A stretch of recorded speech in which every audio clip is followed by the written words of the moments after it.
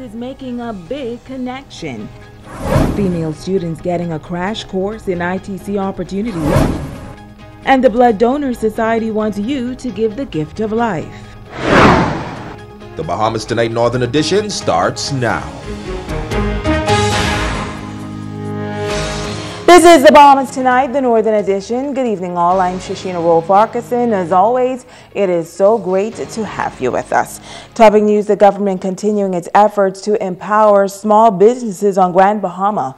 The Office of the Prime Minister joining forces with the Grand Bahama Chamber of Commerce today to host the second Business-to-Business Expo at the Pelican Bay Resort, providing a platform for small companies to engage with large corporations. Sabrina Brown has the details.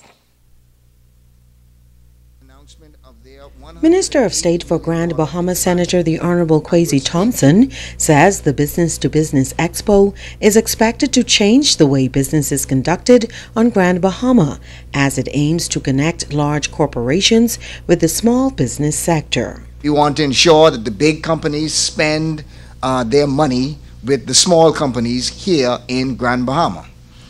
The government is confident that through this collaboration, many of the goods and services now imported from foreign vendors can instead be delivered by Grand Bahamian businesses.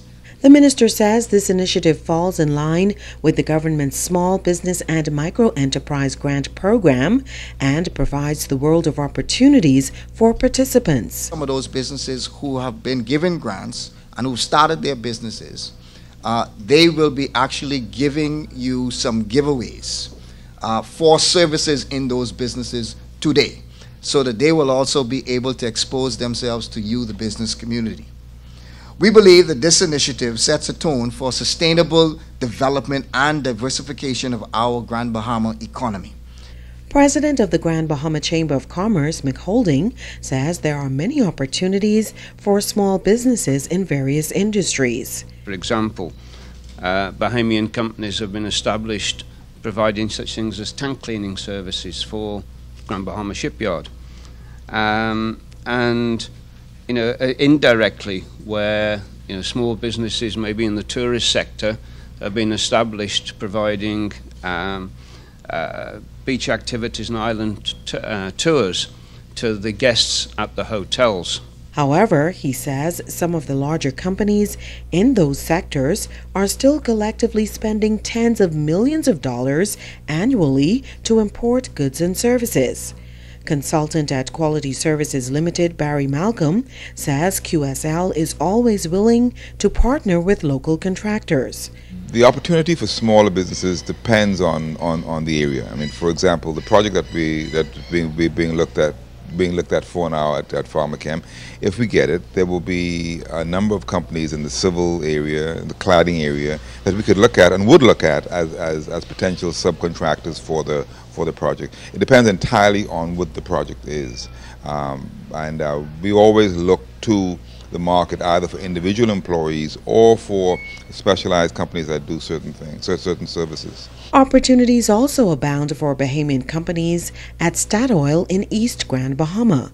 Supply chain manager Tyrone Perpal. And there's opportunities to dispose of or salvage items, as well as you can supply goods and services, and you just have to reach out and do it in a competitive way. Sabrina Brown, ZNS Network News. Now, Pharmachem Technologies also made a presentation at that Business-to-Business Expo. In other news, the Caribbean Export Development Agency, in conjunction with BAIC, the Grand Bahama Port Authority, and the Grand Bahama Chamber of Commerce, coming together next week to conduct a sensitization workshop to promote the Direct Assistance Grant Scheme. Now, the workshop, scheduled for Monday morning at the Chamber of Commerce, will make business operators more aware of how to access funding and how to apply for grants in the process of reimbursement. It has skipped a few years, but we have brought it here before on several occasions, and what it speaks directly to is an opportunity for micro, small, and medium-sized enterprises to access grant fund, and that I should also indicate that is a reimbursable grant fund, and we certainly want those who fit the criteria, meaning those who have businesses that have been in existence for 2 years or more, who have the capacity to export or who are currently exporting, you should attend this workshop. Now, Pratt says the program offers grants between 10 and 50,000 euros, and the grant allows for 2 companies to submit a reimbursement claim. Interested in exporting, if you are currently exporting and you have the capacity to export, then you want to attend this workshop, which will provide you with valuable information on accessing grant funding to assist your business in either exporting, building the capacity to export, and to continue your operation. So we will be discussing topics like eligibility requirements, application process, the evaluation process, and all of those costs that will be eligible or ineligible. In other news, the Utilities Regulation and Competition Authority bringing its Girls in ITC program to Grand Bahama today. Officials say they made the conscientious decision to expose students in the northern Bahamas to the fastest growing industry in the world, particularly because of the government's promotion of Grand Bahama as the country's tech hub. Now, many young girls had an opportunity to hear firsthand from women who are leading the sector and how women are quickly dominating the field. Around the world, yeah. Over 150 young women from grades 10 through 12 throughout the Bahamas who have demonstrated a keen interest in the areas of information, communication, and technology were selected to take part in IRCA's annual observance. This year, girl bosses were called from the various sectors to speak to the young women about the many new and exciting career choices in the field. Among them, Christy Powell, a young Bahamian woman who has gone from growing up building tree houses in her backyard in Nassau to working at one of the best investment companies in the world, and then moving to work at the best technology company in the world, Google, and then leaving Google to start her own technology company. So it's important for you to make sure that you always have a clear focus and goal for what it is that you want to achieve, and never lose sight of that goal. Once you lose sight of that goal, you're lost. Your path, my path is very different from your path, and that's okay. My path isn't the right path, and it could be different from yours. But the point is, we're all on our own paths, and we all have to charge our own courses. International guest speaker Nancy Duyon came from a small town in Haiti and told the ladies in attendance how she had big dreams. She's now an international ICT expert where she leads research globally for the multi-million-dollar company Uber. So here we are in Bahamas, for example, and who are going to build these solutions for Bahamians? It has to be Bahamians, right? It has to be you guys to think about your solutions for this country, and you guys can figure that out. Because the truth of the matter is, if you can build solutions for the Bahamas, you are helping India, you are helping Brazil, you are helping South America, and that's literally what I do. I literally take these gold ideas from Haiti, go to India, test them out, and then go to South Africa and launch them, and then all of a sudden I've built something that works for the entire world. One by one, girl bosses from various companies shared why they are leading in the ICT field.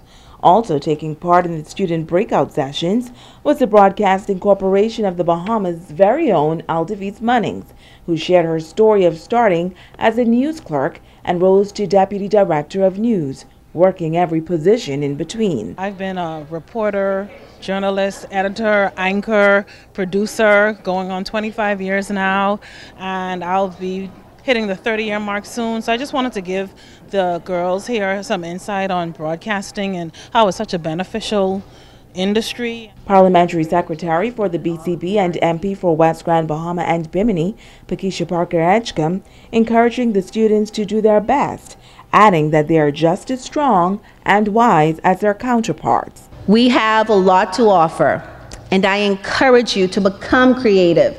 Think outside the box. Ensure that as our men move, we move. We have a lot to offer.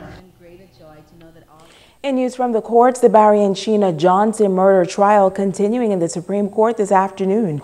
During the session, Attorney Carlton Sherland presented his closing statements to the jury. He reminded the jury that if they choose a guilty verdict for his client defendant, Kevin Dames, they must be sure and they must rely on the facts that were presented in the court. Attorney Sherland also told the jurors that their likes or dislikes for Dames should not influence their decision and they must do their best to get it right. Now, he also admitted that Barry Johnson and his family was ridiculed during the trial. He told the jurors that he nor Kevin Dames once endorsed that and then apologized to the family members for whomever did. He also noted that Barry Johnson's wife, Sheena Johnson, did not deserve what happened to her, saying her family comes to court each day for justice. Once Attorney Sherland is done with his closing statement, the prosecution will follow. Kevin Dames, Deval Hall, and Paul Belizaire are on trial for the murder of the couple back in 2015. Stay with us. The Bahamas Tonight, the Northern Edition continues in just a moment.